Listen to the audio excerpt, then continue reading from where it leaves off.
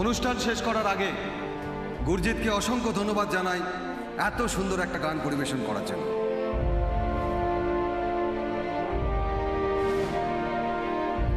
Vande Mataram,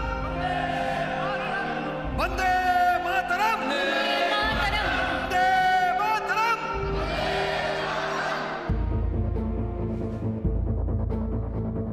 35B Haridaspalli road. Okay okay okay, thank you so much.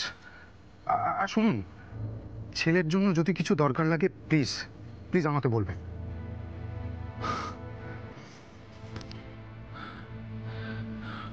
Bakul, Susmita phone করেছিলেন, আমাকে একটা address দিয়েছে।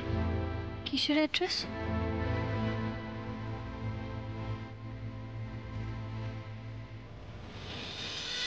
ও অন্য কিছু কথা আমাকে বলে যায়নি, তবে কয়েকদিন আগে ওর একটা বন্ধু আমায় ফোন করেছিল।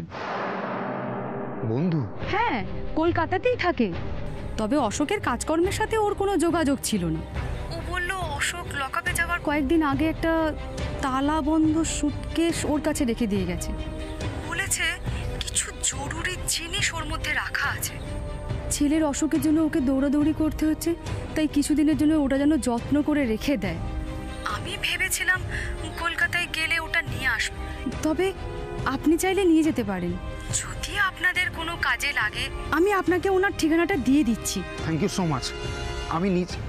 আচ্ছা এক মিনিট, অশোকের ওই বন্ধুটা যদি সুটকেসটা আমাকে দিতে রাজি না হয়? ওখানে গিয়ে আমাকে ফোন করবেন, আমি বলে দেব।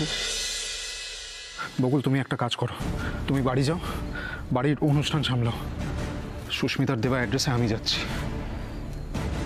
আমার মন বলছে আমরা যা খুঁজছি সেটা ওই সুটকেসের মধ্যেই পাবো। তাই যেন হয়।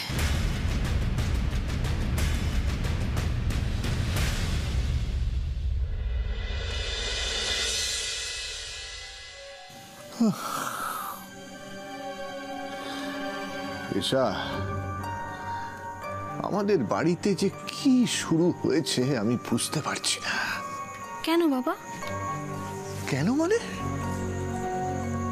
যে বকুলের বাবাকে নিয়ে আমাদের বাড়িতে এত অশান্তি, এত কমপ্লিকেশন, সেই তার অনারে আমাদের বাড়িতে স্পেশাল অনুষ্ঠান কেন?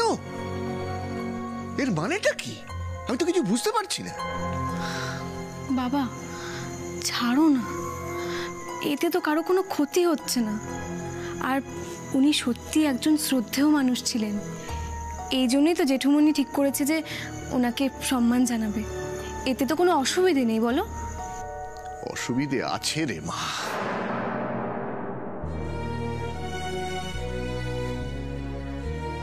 বাবা আমি বুঝতে পারছি, তুমি ভাবছো যে ওই অনুষ্ঠানে গিয়ে তুমি কি করবে, তাই তো?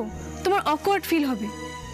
বেশ, তুমি যেও না, তোমায় কেউ ওই অনুষ্ঠানে যাওয়ার জন্য ফোর্স করবে না। প্রয়োজন হলে আমি সবাইকে বলে দেব। ওরে মা, তুই যে সমস্যার কথা বলছিস সেটা খুব সামান্য ব্যাপার রে। আমি সে কথা বলছি না। এই যে তুই এক্ষুনি বললি না কারুর তো কোনো ক্ষতি হচ্ছে না, হচ্ছে রে মা, অবশ্যই ক্ষতি হচ্ছে। তুই কি জানিস তোর মা বকুলকে ডেডলাইন দিয়ে দিয়েছে, আর আজকের অনুষ্ঠান সেই আগুনে ঘি ঢালছে। বাবা তুমি এভাবে কেন বলছো? তুমি এত আপসেট কেন হচ্ছ বলো তো? আপসেট কি সাদে হচ্ছি রে মা? দিনের শেষে তুই আমার কথাটা মিলিয়ে দিস। তুমি বলতে চাইছো যে আবার কোনো অশান্তি হবে? 100 বার হবে, হবেই। আর আবার তোর এই বাবাকেই কাঠগড়ায় দাঁড় করাবে।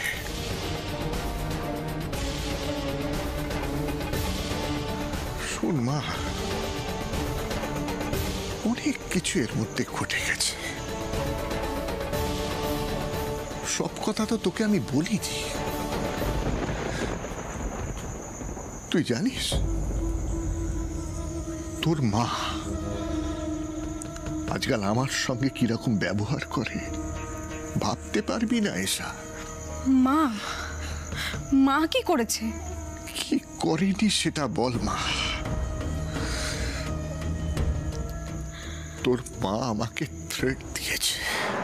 থ্রেট? হ্যাঁ, থ্রেট। আপনি কি কনস্টেবল বকুল রায়? আপনি না, নয় তুমি। আমি কনস্টেবল বকুল রায়। আচ্ছা, আমি একটা চিঠি পেলাম যে আমাকে গৃহবন্দী করা হবে। কেন বোন, আমি কি কোনো দোষ করেছি? এই প্রশ্নের উত্তরটা আমি তোমাদের তিনজনকেই দেব। আমি কনস্টেবল বকুল রায় তোমাদের তিনজনকে গৃহবন্দী করেছি। আজ আমার বাবার স্মৃতির উদ্দেশ্যে যে অনুষ্ঠান,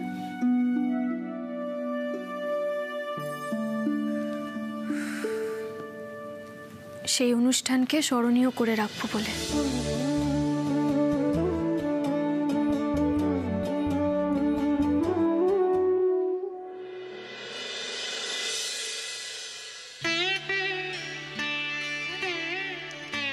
নয়ন, তোমাকে কিন্তু আজকে এখানে একটা অন্য কারণেও ডেকেছি। কারণটা খুবই পার্সোনাল। ওটা কি বললেন? কি পার্শ্ব নাকি ব্যক্তিগত কারণ? আমার একটা ব্যক্তিগত কারণেও আমি তোমাকে ডেকেছি। নয়ন,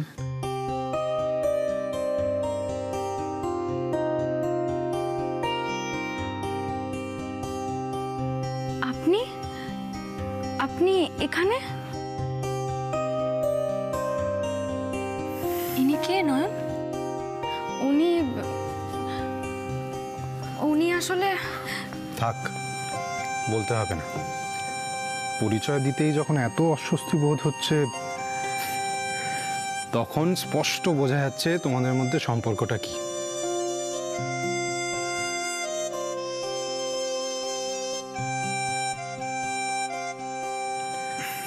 ও আচ্ছা, আজকে কিন্তু আপনার স্ত্রীকে আমরা এত তাড়াতাড়ি ছাড়বো না। হ্যাঁ, আরে শুধু নয়নকেও কেন, তোমাকেও ছাড়বো না। হাই, আমি ঋষি, বকুলের হাজবেন্ড। আমি জিতু, নয়নের হাজবেন্ড, তাই তো? এসো এসো, মেয়েদেরকে একটু আলাদা ছেড়ে দিই আমরা। প্লিজ কাম কাম।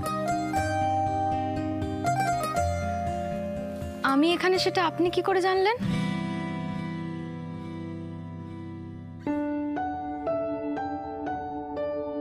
মনের টান থাকলে সব এমনিই জানা যায়, নয়?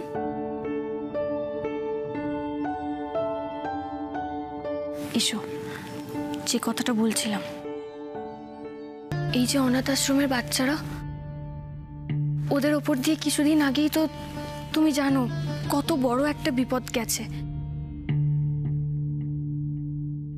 তুমি তোমার ওই অদ্ভুত শক্তি দিয়ে বলো না আমাকে একটু, যে ওদের আর কোনো বিপদ আসতে চলেছে কিনা।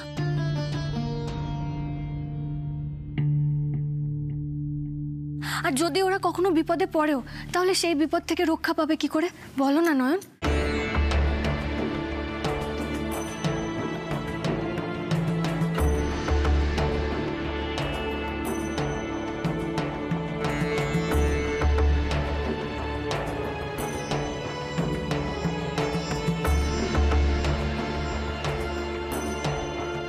আচ্ছা বকুল, এটাও কিভাবে বলবে ভবিষ্যতের কথা বলা সম্ভব? নয়নের পক্ষে সব সম্ভব, শাবনম। আমি জানি নয়ন ভবিষ্যৎ দেখতে পায়, আর সেই শক্তি দিয়ে ও অনেকের সাহায্য করেছে এর আগে, তাই না নয়ন?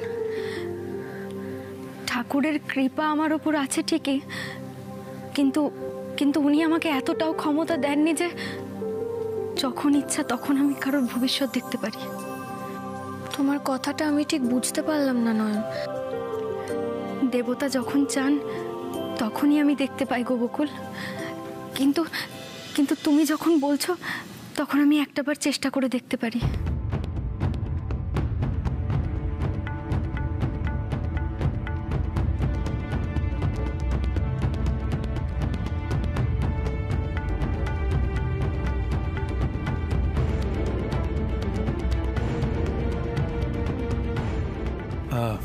ঋষি, বলছিলাম যে আমরা কি অন্য কোথাও গিয়ে বসতে পারি?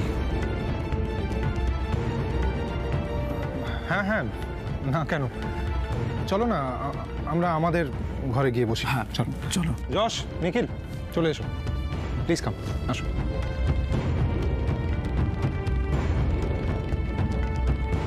কি হচ্ছে নয়ন? ঠিক আছে তুমি? হ্যাঁ, শরীর খারাপ লাগছে তোমার?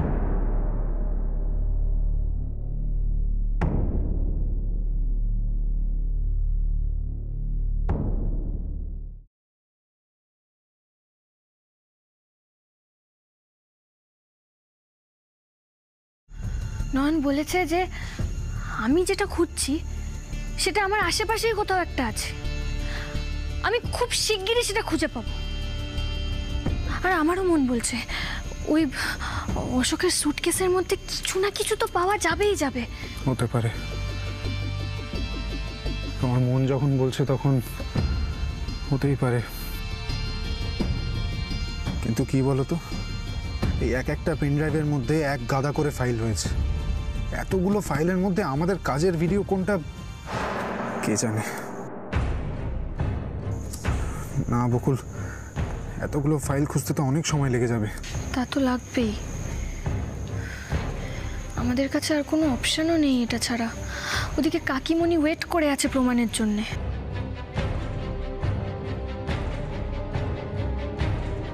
তা তো করছে।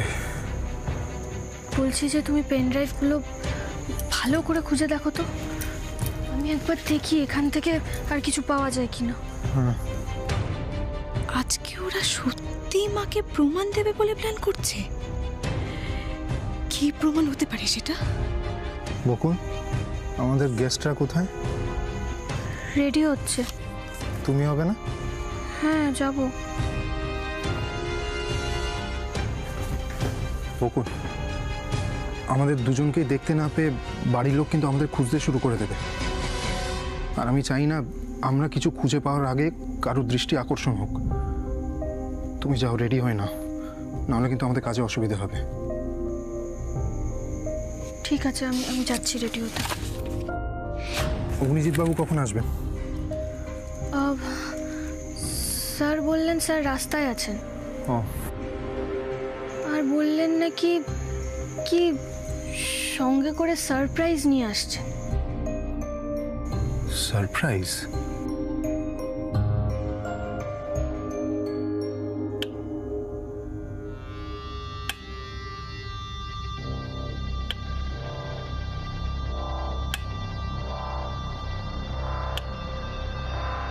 ওরা আমার কাফলিংটা খুঁজে পেল,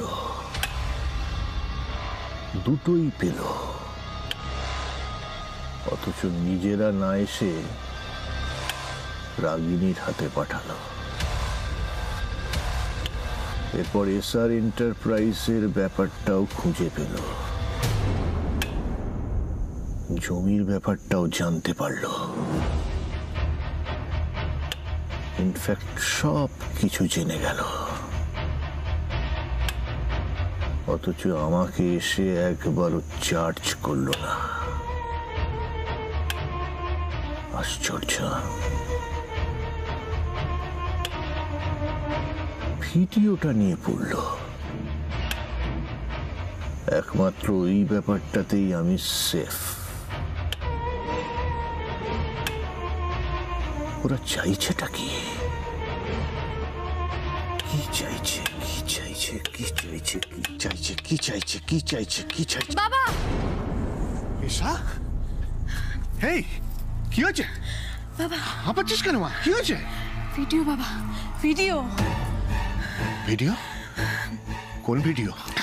আমি জানি না কোন ভিডিও, আমি কিচ্ছু জানি না, কিন্তু এতটুকু জানি যে ছোট বৌদিরা একটা ভিডিও খোঁজার চেষ্টা করছে। আই মিন খুঁজছে। এখন কোথায়? অশোকের দেওয়া একটা সুটকেসের মধ্যে খুঁজছে।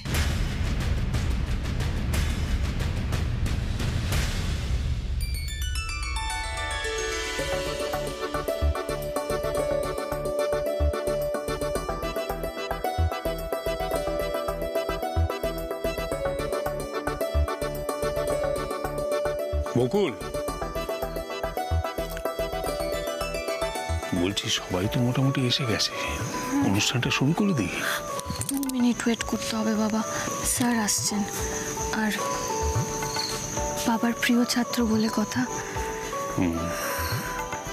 আর ওয়েট করার দরকার নেই বকুল, আমি চলে এসেছি। স্যার, তবে আমি একা নই, আজ স্যারের জন্য অনুষ্ঠান, তাই আজকের দিনটা স্মরণীয় করে তোলার জন্য সঙ্গে করে কাঁধে নিয়ে এসেছি, দেখবে?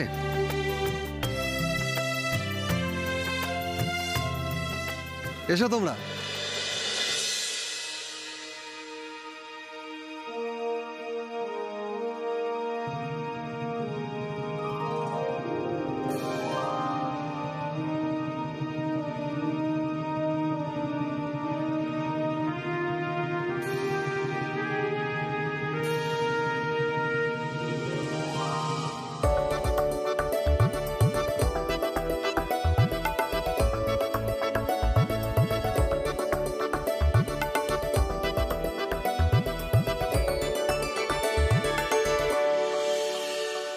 অগ্নিজিৎ বাবু আমাদেরকে খুব ভালো একটা সারপ্রাইজ দিয়েছে।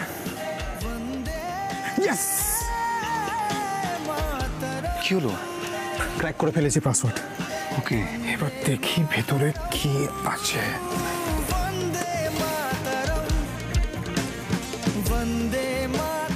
যা, কিছুই তো নেই, সব ডক ফাইল আর বিল আছে, ভিডিওটাই তো নেই এর মধ্যে।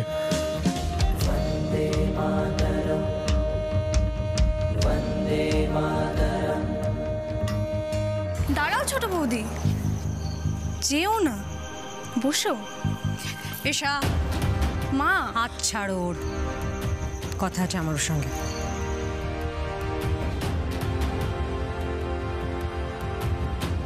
আয়।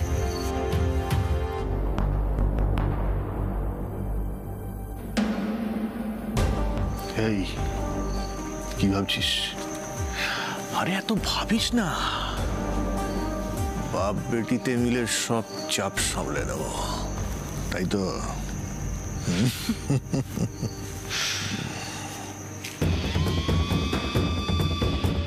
রাগিনী রাগিনী, আজকের রাতটা যদি কাটিয়ে দিতে পারি তাহলে তোমার আর বকুলের ধরা ছোঁয়ার বাইরে চলে যাব। ঋষি কাম ডাউন ঋষি। দেখো, এখন আমাদের ধৈর্য ধরা ছাড়া আর কোনো উপায় নেই। Please calm down. I am sorry. তুমি নিচে যাবে না? এখন তো বোধহয় নয়নের পারফরমেন্স। হ্যাঁ, আমাকে যাচ্ছি। কাম ডাউন। দীপ্ত,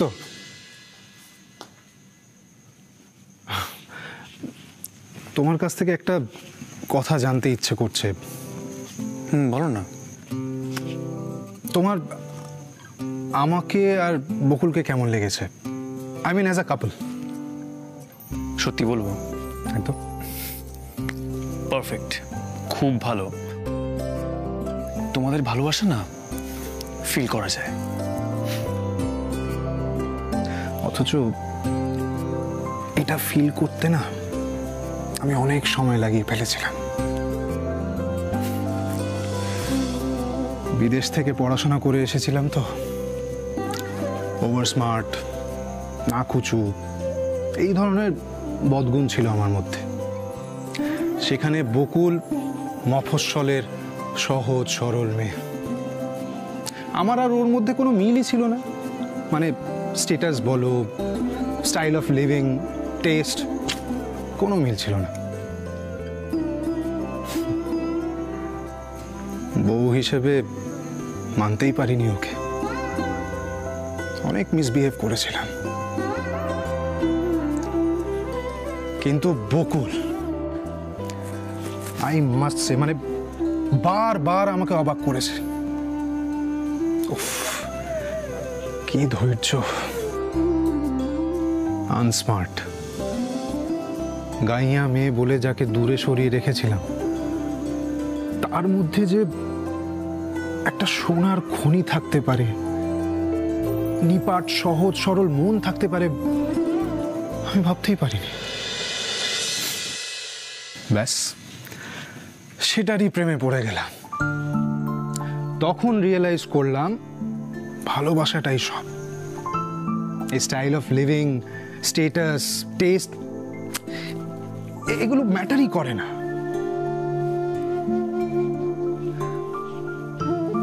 এই সব কিছুকে সাইডে রেখে উল্টো দিকের মানুষটার মধ্যে যে পিওর সোলটা আছে, ভালো মানুষটা আছে, সেটাকে খোঁজার চেষ্টা করো।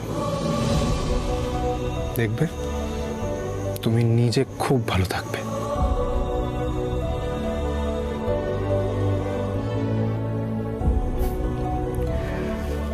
আশা করি তুমি বুঝতে পারছো আমি কেন তোমাকে এই কথাগুলো বললাম।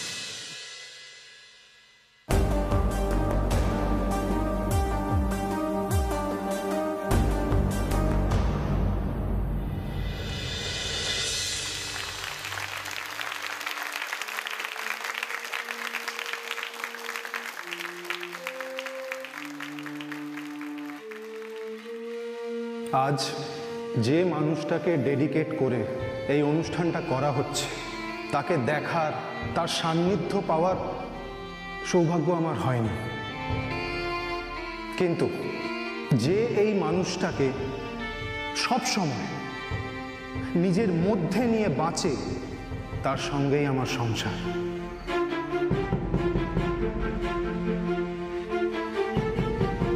আমি দেখেছি বকুলকে, ও কিভাবে ওর বাবার আদর্শ, সততা ও দেশভক্তিকে নিজের মধ্যে বাঁচিয়ে রেখেছে, দেখেছি আমি।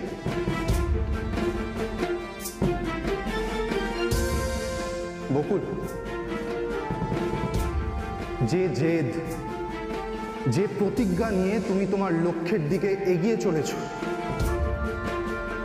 আজ যদি তোমার বাবা বেঁচে থাকতেন তাহলে তোমাকে যেই কথাগুলো বলতেন সেই কথা, সেই গানই আমি সবাইকে শোনাবো।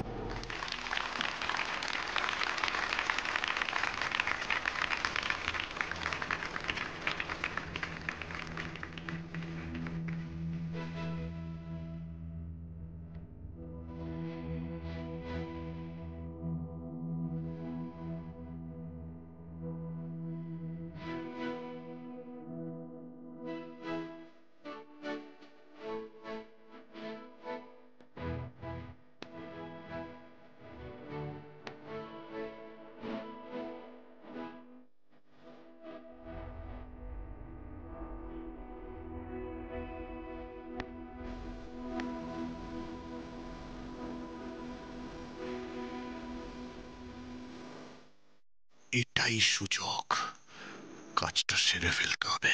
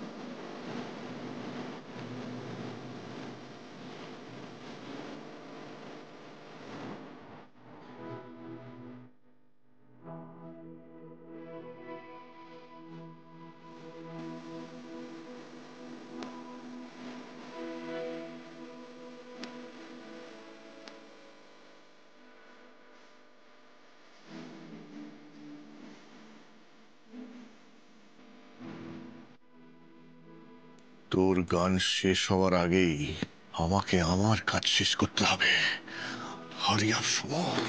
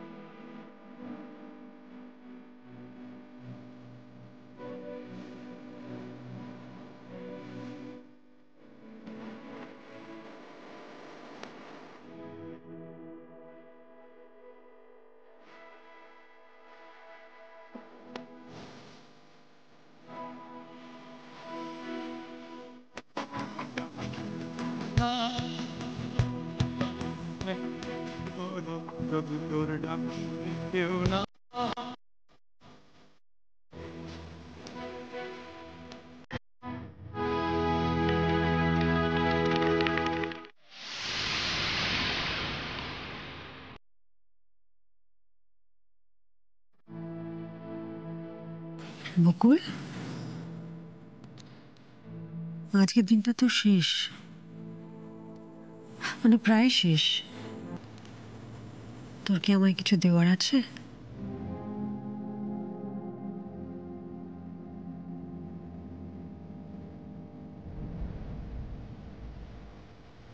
না,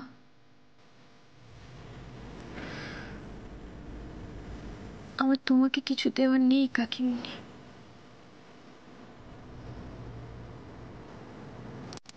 আমাকে ক্ষমা করে দাও।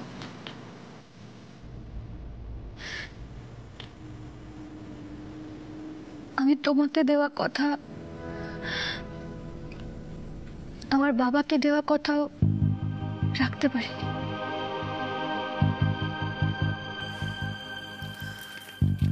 এই জন্যই বলে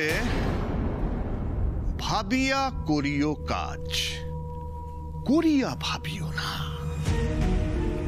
বকুল, খুব তো বড় বড় কথা দিয়েছিলে তুমি তোমার কাকিমণিকে, সেসবের কি হলো? হ্যালো, প্রমাণ কোথায়? ডেডলাইনও শেষ। এবার আরে বলো বলো, কি হলো? সমর,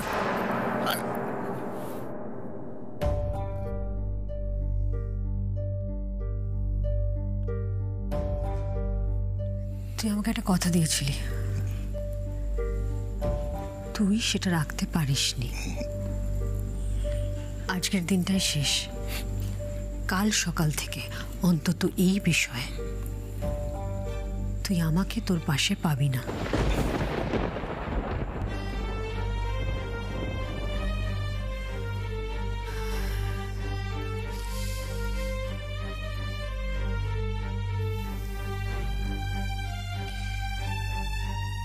আজকের দিনটা শেষ হতে এখনো একটু সময় বাকি আছে বকুল।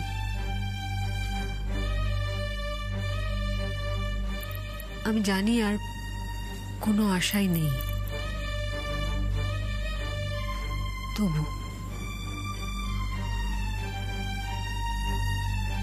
তবু আমি অপেক্ষা করব।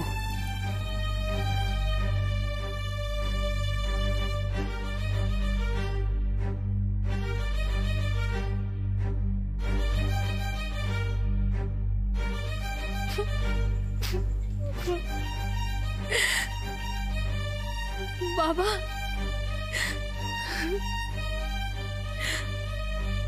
বাবা আমি হেরে গেছি। বাবা আমি হেরে গেছি। কাছে প্রতিজ্ঞা করেও রাখতে পারলাম না বাবা, আমি হেরে গেছি। তুমি প্লিজ ক্ষমা করে দাও, তোমার এই অপদার্থ সন্তানটাকে তুমি ক্ষমা করে দাও বাবা। আমি হেরে গেছি।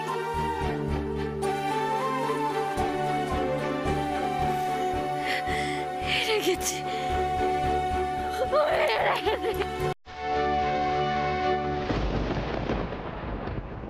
আরে মেয়েটা কাঁদতে কাঁদতে চলে গেল। এই ঋষি, আরে হাঁ করে দাঁড়িয়ে দেখছিস কি? বকুল কাঁদতে কাঁদতে ওপরে চলে গেল। যা বাবা যা, ওকে কি একটু সান্ত্বনা দে। আরে যা, আরে আমার দিকে কি তাকিয়ে দেখছিস? যাকে সান্ত্বনা দে। আরে তুই তোর স্বামী, এই সময় তো ওর পাশে তুই থাকবি নাকি? হ্যাঁ, যা যা যা। সরি ছোট বৌদি, আমি তোমাকে সান্ত্বনাও দিতে পারছি না।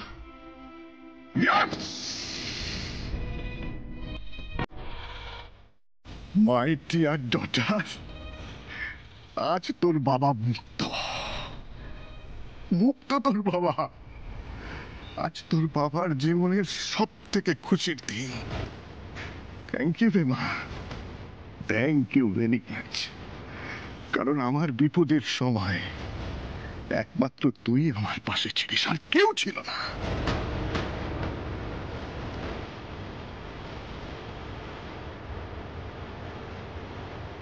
আজকের পর তোর বাবার দিকে আর কেউ আঙুল তুলতে পারবে না, কেউ না।